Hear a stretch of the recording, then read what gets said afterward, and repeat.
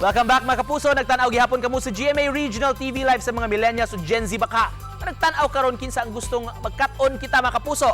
Pagduwa og yoyo.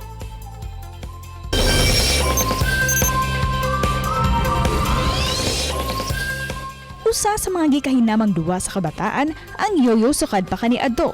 Og hangtod karon, mao gihapon kini ang gikahiligan sa pipila kang mga kabataan gumikan sa makahagit nga mga tricks and moves niini.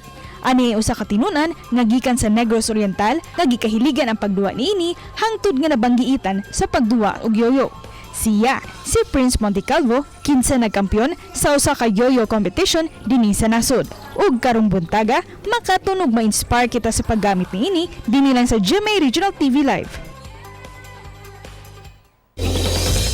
Kauban nato sa programa Prince Montecalvo, maayong buntag Prince, kumusta ka ug welcome sa GMA Regional TV Live. So sir, good morning. And sa mga katanaw po karon sa GMA Regional TV Live. Salamat for joining us this morning, Prince. Gikan sa Negros Oriental. First up, of course, congratulations kay nagdala kag dungog natong mga bisdak sa kadaugan sa Philippine National Yo-Yo Contest 2023. Unsa may gibati nimo, Prince, nga nakadaog ka? Yeah, thank you sir. Of course, happy po and ako pong friends and family, especially my school na happy po kay.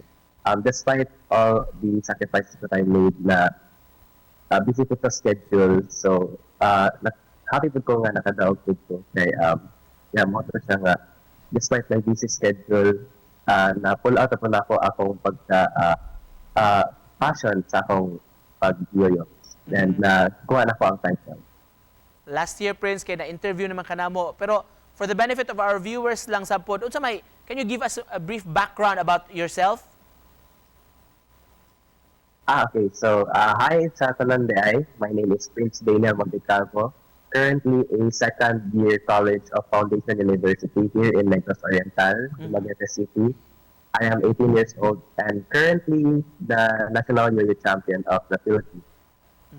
Why do you love yo-yo so much, Prince? O kinsa may naka-influence nimo ini? Okay. So, back in grade 8, akong advisor, Manggod, si Sir Patrick Modesto is, he's a yo-yo master back then po. So, he was my mentor up until karon po. And he influenced me to play yo-yo kay lingaw po siya. And sa ako po naka-interest po ko na mo-learn po na nga yo-yo to divert my attention from just playing gadgets. So, I wanted to do something na lingaw po na really related sa gadgets. So, Yun sa nimo ni pag-master ang yo-yo, Prince, o sa may sikreto?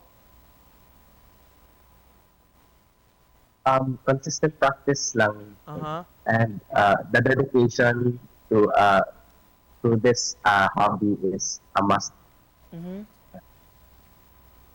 Kining sa, let's talk about your competition karong bag-o, Prince. Kapila naman mo ni nga contest nga giapilan og pila man ka buwan unsa makadugay imong pagpangandam nining yo-yo National Yo-Yo Contest? This kaning contest na karon nga nationals is my 7th dagay nga contest na naapilan and akong preparation na is dili ko makaingon nga months kay akong practice is inconsistent na po because of my college schedule. No, so akong practice run is dili kay consistent but still I managed to pull off my freestyle na Philippine food and yeah, napaw na po sa offer. Wow. Doon na ba kay nga yo-yo sa pagkakaroon? Prince, pwede bang makita na mo kadali sa atong mga viewers live? Sige, sir. Atras na gamay. Nabay tawag ana sa murag trick, Prince, nga imong gibuhat unsa may pamaagi ana? Kini akong buhaton nun is a freestyle na Freestyle. involve og duha ka yoyos. Yes. So mo ni siya nga division, so silbi 5 ka division ang naa sa usa ka yo-yo competition. And consists of 1A, 2A, 3A, 4A, and 5A. So akong buhaton nun is akong division na akong light hangtod. So this is 3A yo-yo, which consists of 2 ka yoyos nga dili siya mabalik. Gracias.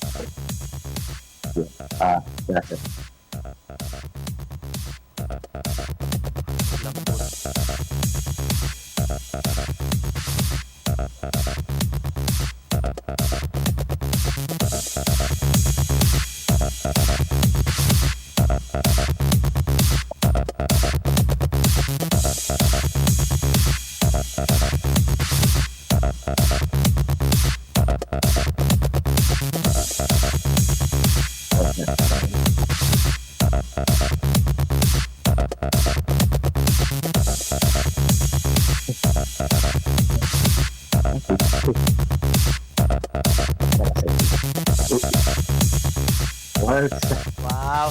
Thank you for that, Prince Hamurag.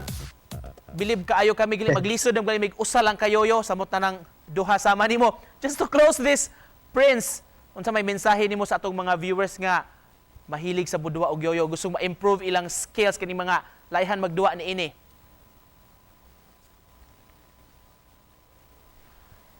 Okay. So, my message is to all the viewers karon, especially the youth, na try to find something na ma-enhance iyong skills.